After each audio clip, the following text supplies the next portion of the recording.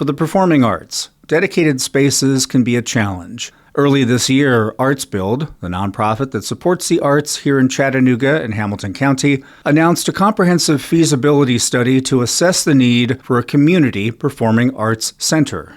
6 months into the study, what have we learned so far?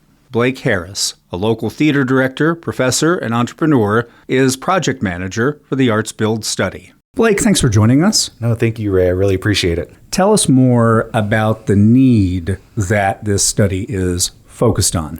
For decades, we have heard artists and performing arts groups expressing that there is a strong need for facilities, specifically for small to medium-sized spaces that can seat more than 75, but less than the current offering of around 2,000. And we also heard that there is a desperate need for rehearsal space. And as a director and producer in Chattanooga myself, I always thought it was a me problem. But as we began talking, we realized we all have our noses to the ground. We're doing the grind. We're making the work. And when we all looked around and said, wait, it's an us problem. This is a community problem.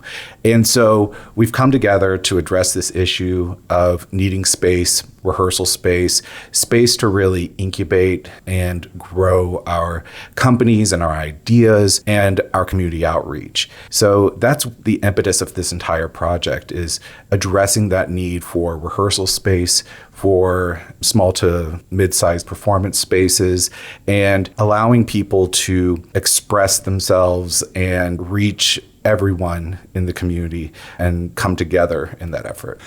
This is phase one. This is about quantifying what everybody knows is out there that's needed in order to better articulate what's next. Absolutely. So I was talking with Rodney Van Valkenburg, who is with the Chattanooga Theater Center, and he put it in a great way that many of us have discussed what is called cardiac research, which is, in my heart, I know it's true.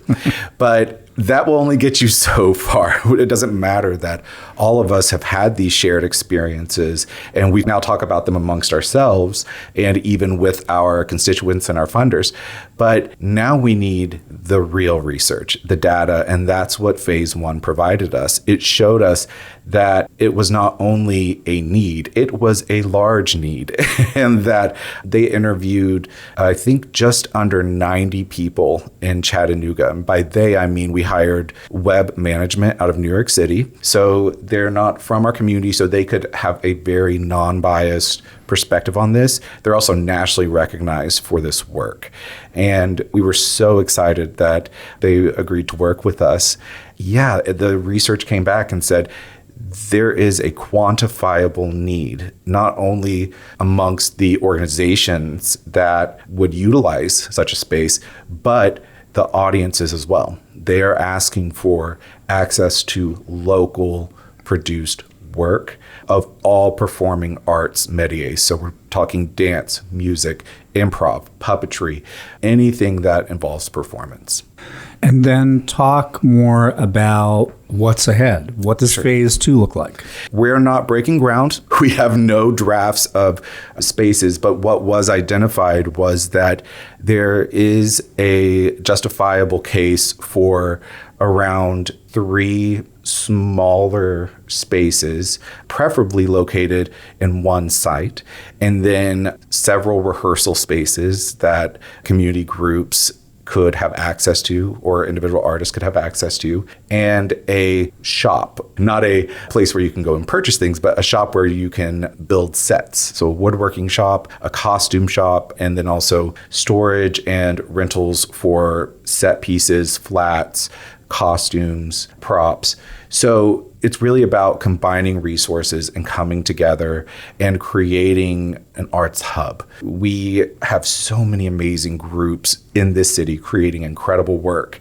But as I said earlier, we're all working so hard on our individual projects. Now we're asking, what can we do when we come together? And we're really excited about that. So phase two is really looking at, if we make this happen, what could it look like?